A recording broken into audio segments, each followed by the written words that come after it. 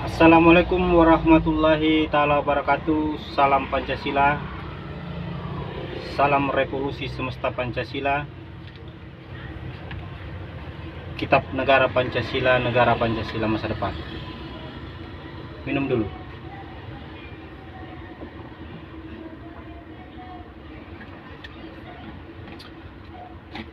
Pada video sebelumnya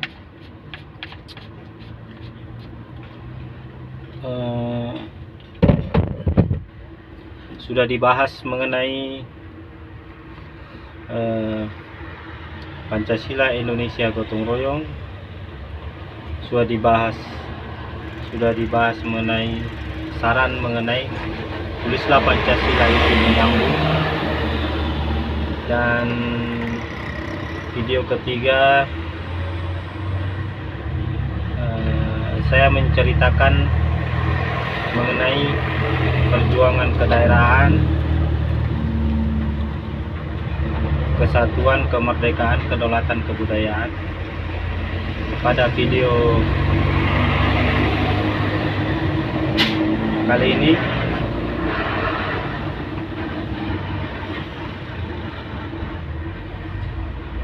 kita membahas mengenai fungsi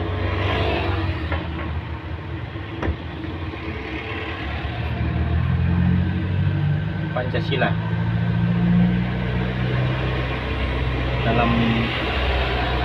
dalam dimensi negara, ketatanegaraan.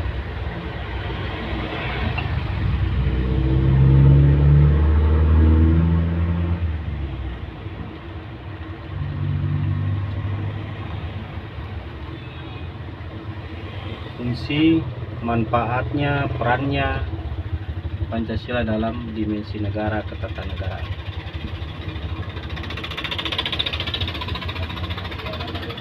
Sebagaimana yang sudah saya jelaskan sebelumnya, bahwa Pancasila itu diibaratkan adalah titik nol.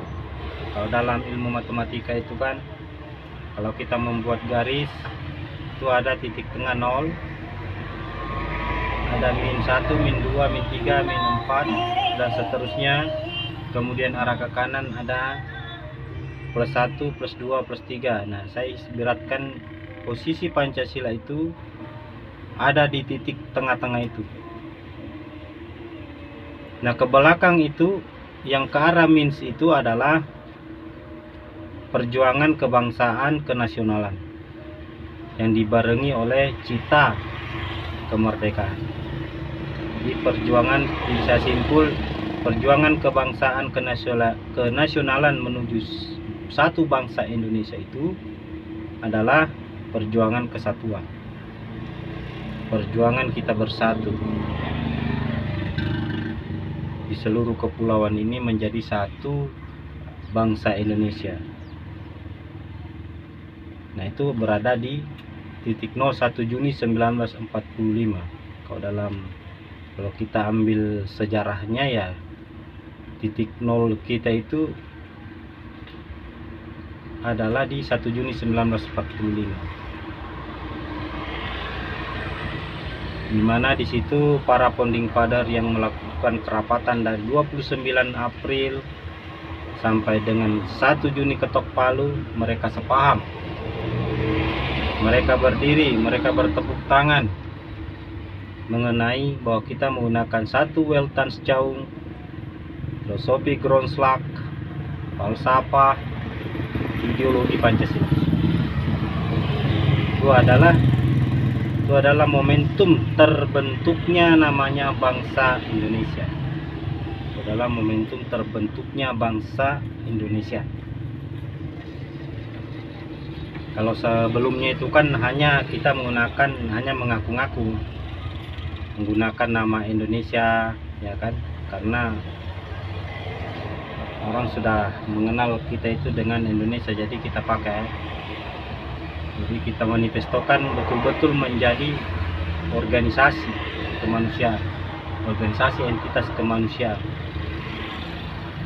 bangsa Indonesia.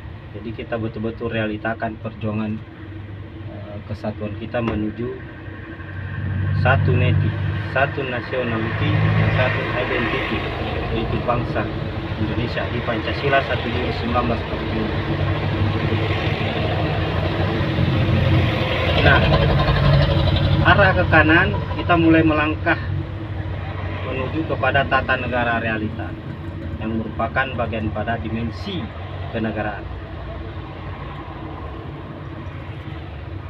Pancasila selaku falsafah, filsafat, ideologi, cita luhur, benggala, kultur, lawas yang kita coba sajikan kembali, yang disajikan oleh Bung Karno CS, sebutlah begitu, pada 1 Juni itu,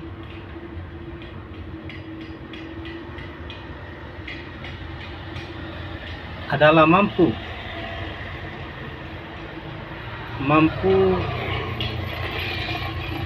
mensyaratati adanya negara dengan para founding father yang merupakan perwakilan dari seluruh kepulauan.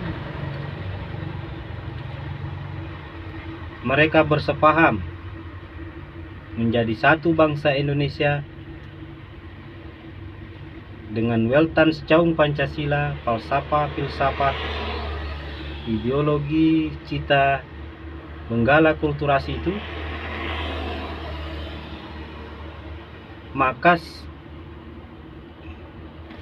nusa-nusa yang mereka tempati, nusa-nusa geographical entity yang mereka tempati masing-masing di seluruh kepulauan, otomatis adalah menyatu. Nah, di situ saktinya, super saktinya Pancasila itu. Salah satu super saktinya Pancasila di situ. Artinya kita membangun bangsa Indonesia, satu neti identity, nationality, geografik, maka geographical entity nusa-nusa itu pun akan menyatu. Jadi dua syarat terpenuhi. Dua syarat terpenuhi dengan kita bersepaham di Pancasila 1 Juni. Ada nusa, ada bangsa, ada geographical entity atau wilayah, ada bangsa atau rakyat atau masyarakat. Nanti penggunaan mengenai bangsa dan rakyat itu nanti kayak masyarakat, warga negara itu harus diatur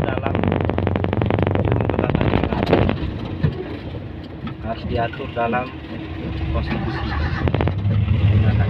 Kapan kita menggunakan kata bangsa, kapan kita menggunakan kata rakyat, kapan kita menggunakan kata masyarakat, kapan kita menggunakan kata warga negara. Semua itu harus ada itu di dalam konstitusi negara Pancasila. Saya sebut dengan kitab negara Pancasila.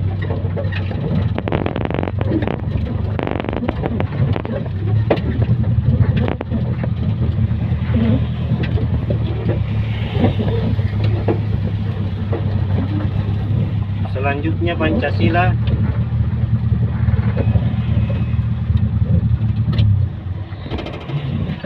adalah mendasari proklamasi atas nama bangsa Indonesia itu.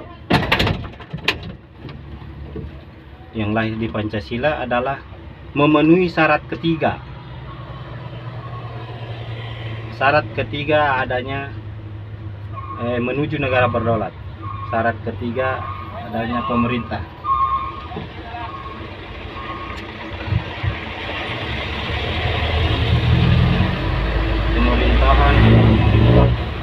Pemerintahan, satu kesatuan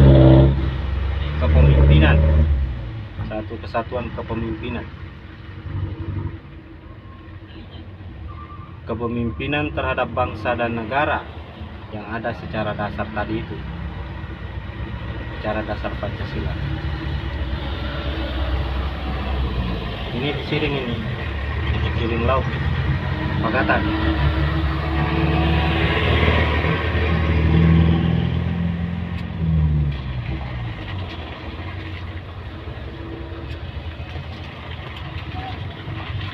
Memenuhi syarat ketiga, menuju nanti akan terus Pancasila memenuhi sampai syarat berdaulat, karena kan sudah didasari. Terus kita melangkah angka 1,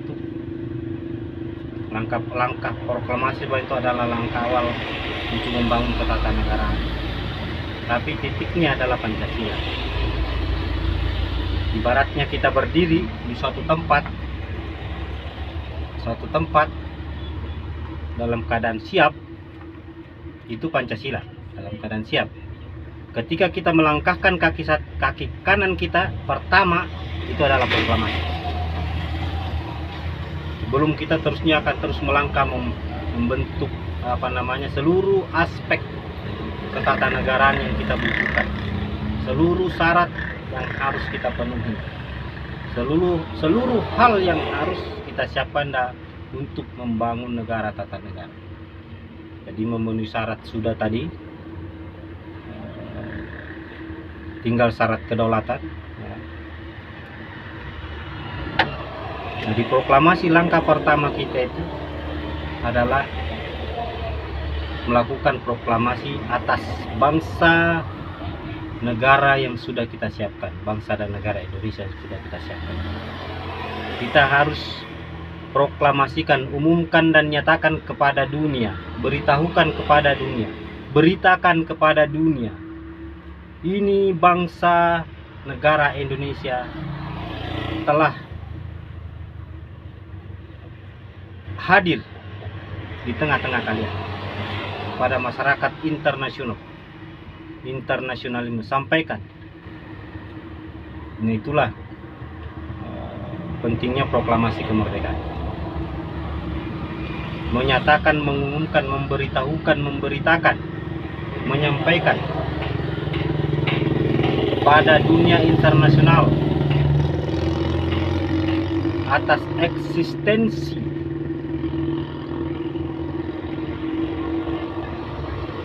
daripada bangsa negara yang ada. Internasional tidak usah terlalu tahu kita berdasar Pancasila atau bagaimana. Itu dasar nasionalis kita bersama di seluruh kepulauan. Kalau nanti selanjutnya mereka bahasanya tahu, ya tidak apa-apa.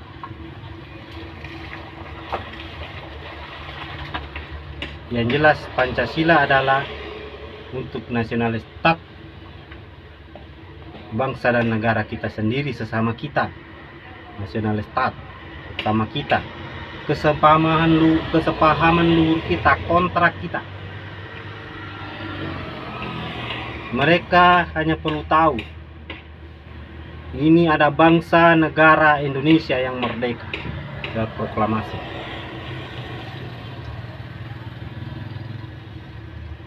Itu yang mereka perlu tahu. Kalau mereka bahasanya sudah mengakui kedaulatan kita juga nanti kan,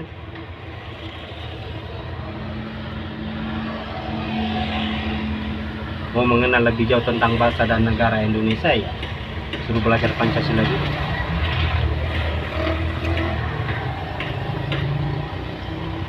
Nyatakan kepada dunia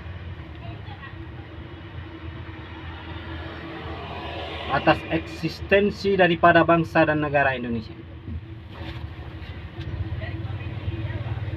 Dengan proklamasi kami bangsa Indonesia, dengan ini menyatakan kemerdekaan Indonesia. Hal-hal mengenai pemindahan kekuasaan dan lain-lain diselenggarakan dengan cara seksama dan dalam tempo yang sesingkat-singkatnya. Kenapa singkat kala itu? Ya memang dalam keadaan vakum power, masa kekosongan kekuasaan. Kita semua harus segera meredikan hal, meskipun itu belum sempurna, meskipun itu belum lengkap, meskipun itu belum selesai konseptualnya, standarisnya,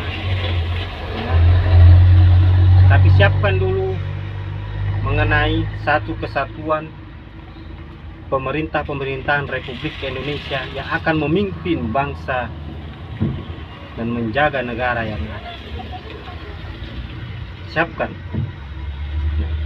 setelah proklamasi 18 Agustus 1945 kita mulai menata negara dengan sebuah konstitusi kilat, konstitusi tertulis yang kita kenal dengan Undang-Undang Dasar 1945.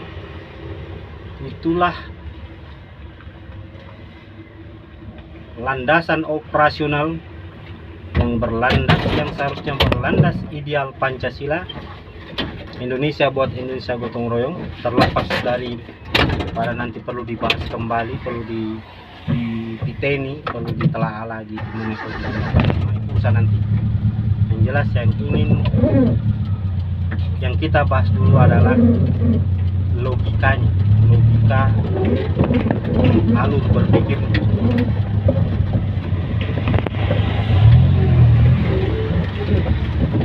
18 Agustus 1945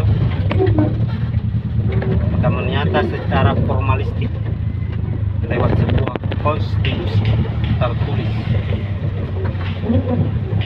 yang kita kenal dengan Undang-Undang Dasar 1945. Itu yang kita gunakan untuk membentuk negara secara sederhana,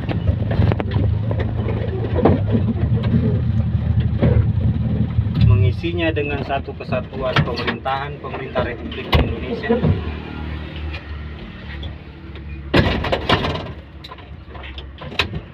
itu pun yang belum lengkap,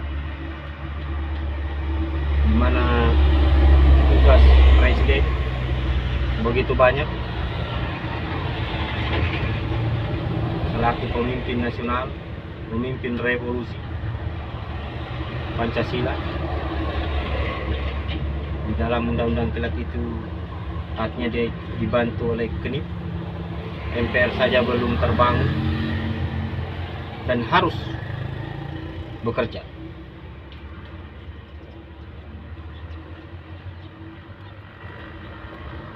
Dengan adanya satu kesatuan pemerintahan Republik Indonesia, pemimpin bangsa negara Indonesia itu, maka kita mengejar kedaulatan, pengakuan kedaulatan. Kita mengejar pengakuan kedaulatan.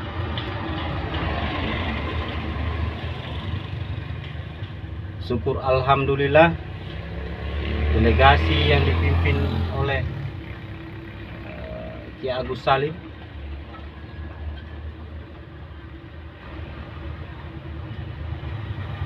mendapat pengakuan kedaulatan dari Mesir 1947. Meskipun 1946 kita sudah dirondong oleh agresi pertama, nggak salah di bulan Desember 46 itu Belanda sudah melaksanakan agresi militernya untuk menggagalkan daripada satu kesatuan bangsa, pembangunan negara, pembentukan pengadaan negara Indonesia.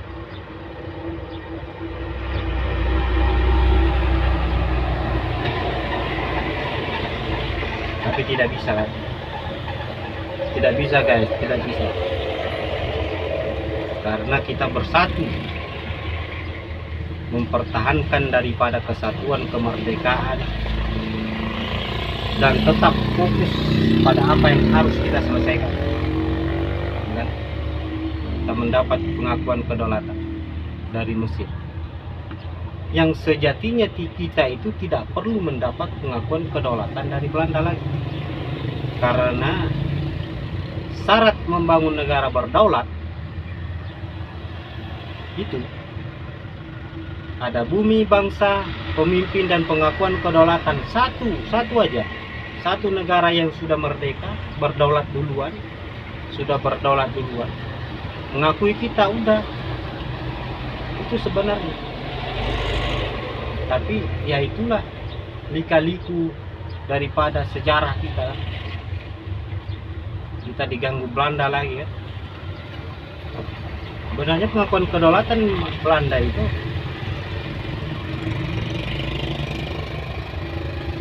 tidak penting sebenarnya, cuma mengganggu Makanya kan Bung Karno dalam rapat kerapatan itu, kalau kita pahami dalam sejarah, beliau itu sekali aja rasanya aja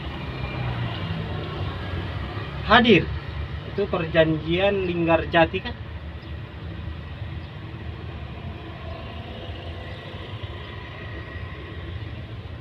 Setelah itu hanya mengirimkan wakil-wakil aja.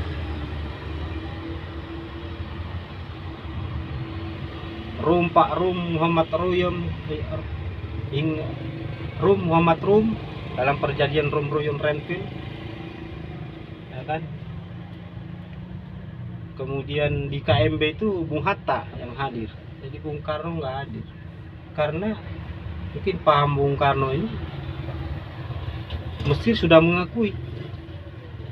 Jadi Belanda sebenarnya ini adalah menjajah. Kerajaan Belanda itu sejatinya adalah menjajah dengan melancarkan agresi terhadap bangsa yang negara sudah menyatakan merdeka. Lebih-lebih ditambahi agresi militer kedua 48. Tapi kita tahu siapa Belanda, siapa sekutu kan begitu. Siapa Belanda, siapa sekutu, dan di mana dilakukan pengadilan internasional. Nggak bisa jadi kala itu kan. Kala sudah tenang, nggak bisa.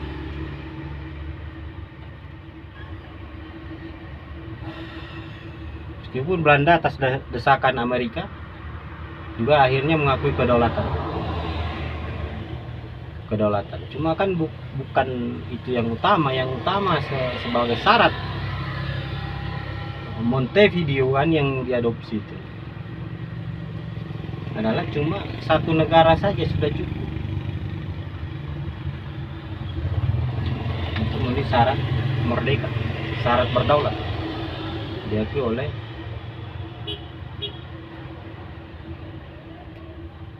tentu kita baca sejarah dengan segala polemiknya itu kan, Belanda itu datang kembali kan, boleh dibilang adalah mengamankan aset-asetnya,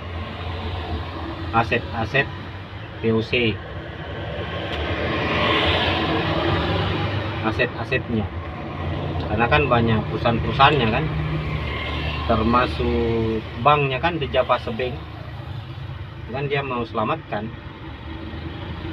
Jadi artinya penjajahannya itu ya untuk ekonomi, karena dia juga hancur digebuk Jerman tahun 41.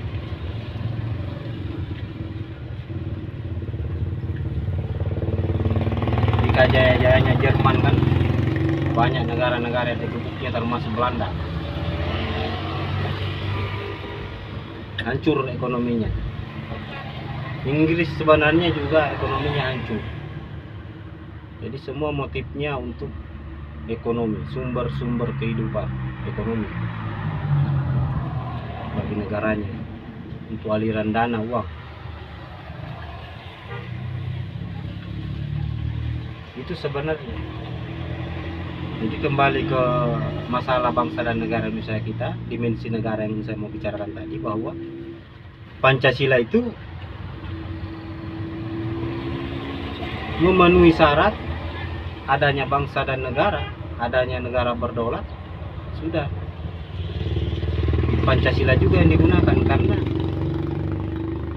kalau kita tidak bersatu kan tidak mungkin kita kerja gotong royong untuk memenuhi semua syarat itu.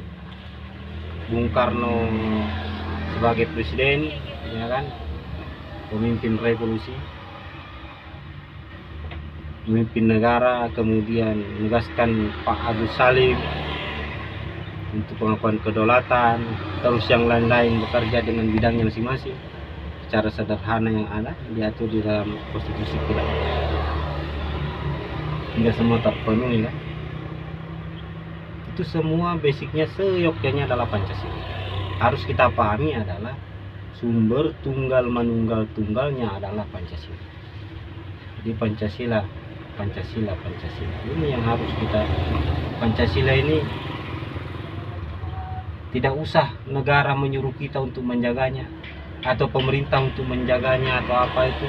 Kita sebagai bangsa Indonesia kalau memahami betul-betul tentang sejarah Pancasila, Pancasila itu pasti kita jaga dan kita akan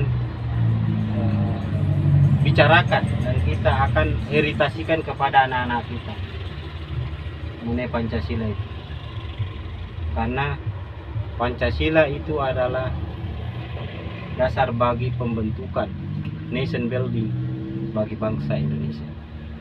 Itu bagus lagi kalau, dan sangat bagus lagi kalau ibaratkan pemerintahan rezim ke rezim itu adalah selalu membicarakan mengenai Pancasila. Untuk apa? Agar generasi bayi yang baru lahir itu memahami Pancasila, mengetahui Pancasila, posisi, fungsi, peran, manfaat, outcomes daripada Pancasila.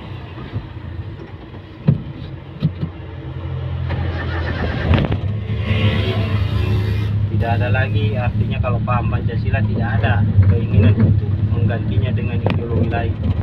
Kalau tahu Pancasila itu adalah dasar bangsa Indonesia, dasar negara Indonesia, pembangunnya bangsa Indonesia, Pancasila itu.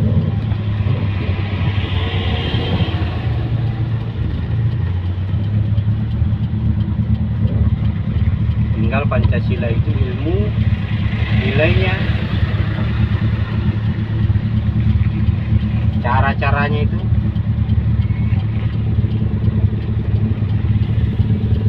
wajib didinamisasi menjadi aspek ketatanegaraan selanjutnya. Itu berjalan ini.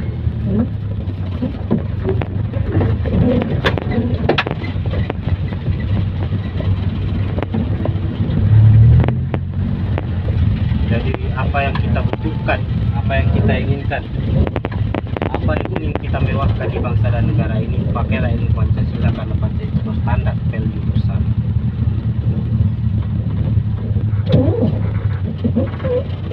Bukan golongan, bukan individualis, bukan grup, tapi semua buat semua.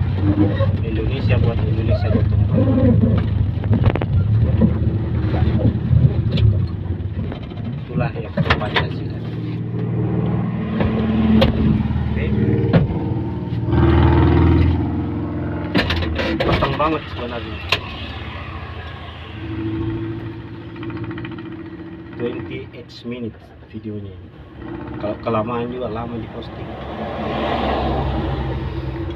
Jadi itu mengenai manfaatnya, fungsinya, perannya Pancasila itu, karenanya sebagai dasar, sebagai falsafah filsafat Weltanschauung, tapi ia berdinamis.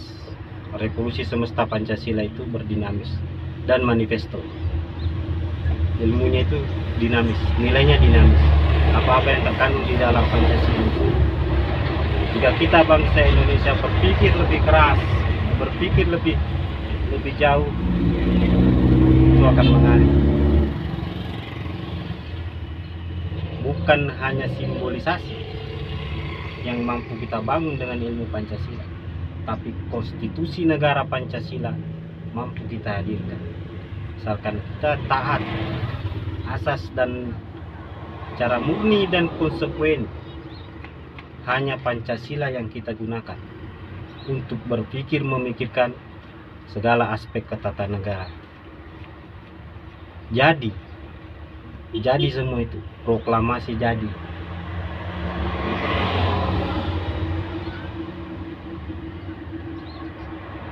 NKRI akan jadi, negara Pancasila akan jadi. Pakai ilmu Pancasila aja.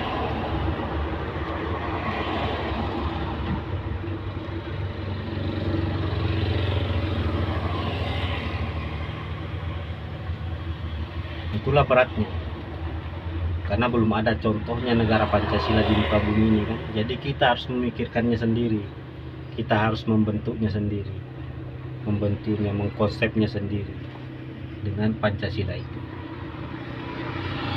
dengan ilmu, nilai, segala kandungan yang ada di dalam Pancasila. Kita dinamisasikan menjadi aspek demi aspek, manifesto demi manifesto ketatanegaraan yang kita butuhkan untuk memercusuarkan bangsa dan negara ini di masa depan. Jadi Pancasila jangan pernah dianggap sepele, jangan hanya dihafal 5 sila. Ada ilmu di situ, ada nilai di situ, ada budaya di situ, ya kan?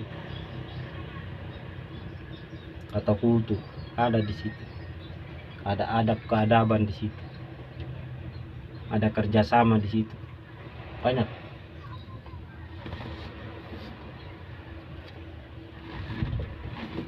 Nah, itu adalah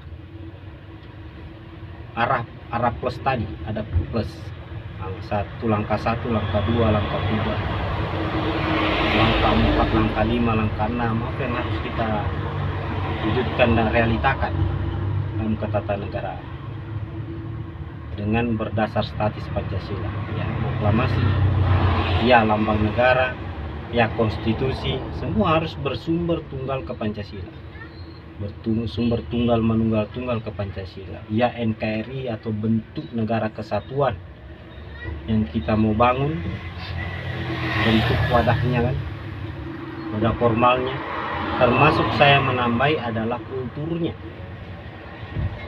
Kulturnya pun harus negara Pancasila, jangan hanya sebatas formal yang kita capai, tapi harus ada kultur. Pentingnya kultur itu, harus ada budaya bangsa, budaya negara bersama. Meskipun kita masing-masing di seluruh kepulauan ini tetap memelihara budaya-budaya paternalistik kita, primordialistik kita, tetap tetap pelihara.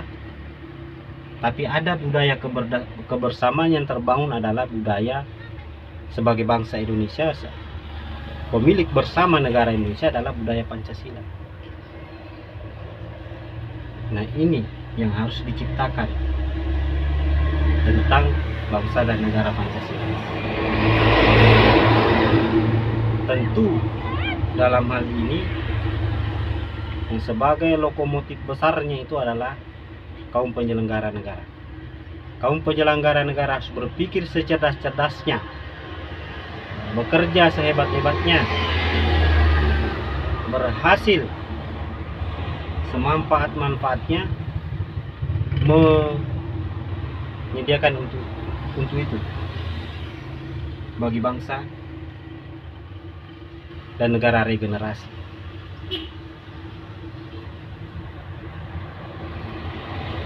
Kita yang ada di luar ini adalah membantu memikirkan. Diterima pemikiran kita atau tidak bukan urusan. Yang jelas katakan.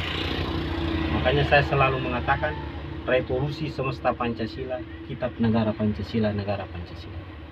Menyarankan kepada bangsa dan negara, serta kaum penyelenggara negara agar membangun negara Indonesia, negara Republik Indonesia ini menuju NKRI seutuhnya Pancasilais, agar terbangun namanya negara budaya Pancasila, agar bangsa di dalamnya regenerasi terus berbudaya Pancasila bersama, tanpa harus menghapus, menghilangkan, meninggalkan daripada budaya leluhurnya.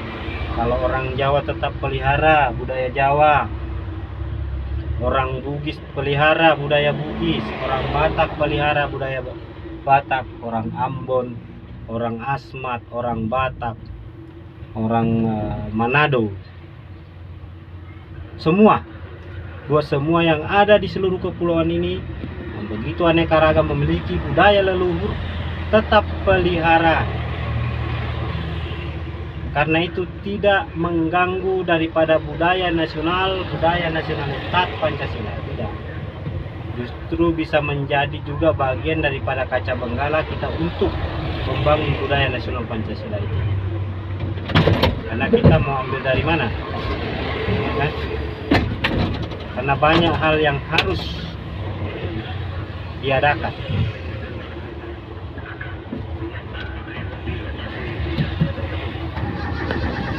Bisa menjadi kaca benggala budaya-budaya mana yang berstandar satu kesatuan bersama bisa kita adopsi agar berlaku ini walaupun bahasanya sudah berbeda.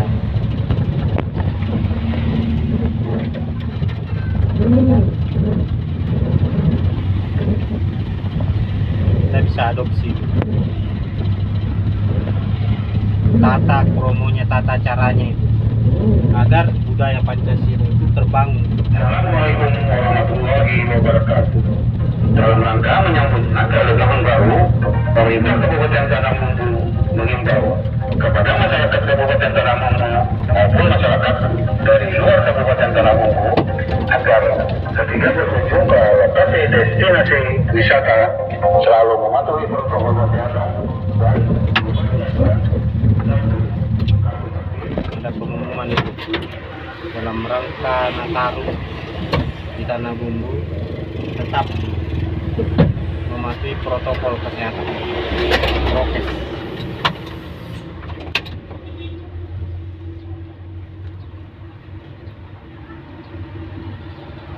Dari pemerintah Kabupaten Tanah Bumbu.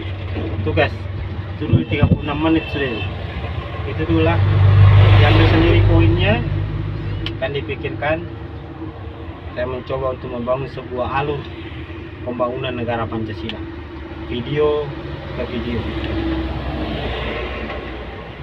Saya sebut dengan revolusi semesta Pancasila,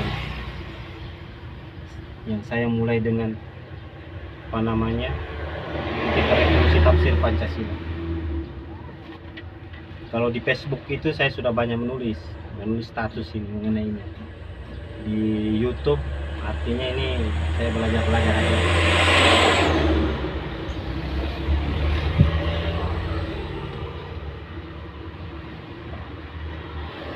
Jadi itu saya konklud aja bahasannya sebelum saya tutup. Jadi Pancasila dalam dimensi state negara, karakter state tata negara ini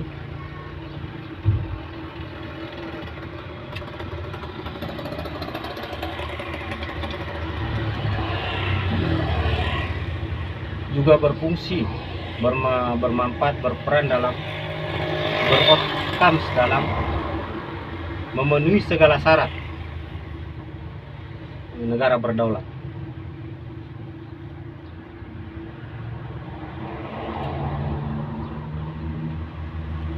Sebagai landasan ideal dalam pembangunan segala aspek ketatanegaraan. Cara statis dinamis manifesto. Pancasila yang mendasari proklamasi, Pancasila yang mendasari lambang negara, Pancasila yang mendasari konstitusi negara, tertulis negara, Pancasila mendasari tujuan bentuk NKRI, Pancasila yang mendasari negara budaya Pancasila secara tunggal manunggal tunggal, satu kesatuan satu, persatu bulat satu, atau bahasa keren lah statis dinamis manifesto. Jadi itu Pancasila semua,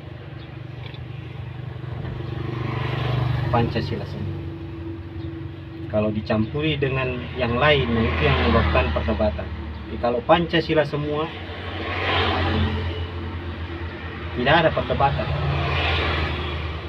Yang ada adalah urung rembuk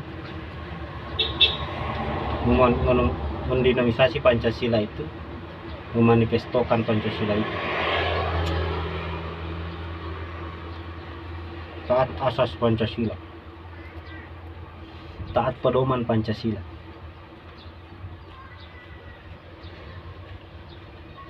Ya, itu dulu guys pada video kali ini. Assalamualaikum warahmatullahi wabarakatuh. saudaraku muslim, salam Pancasila untuk saudara sebangsa dan setanah negara Indonesia.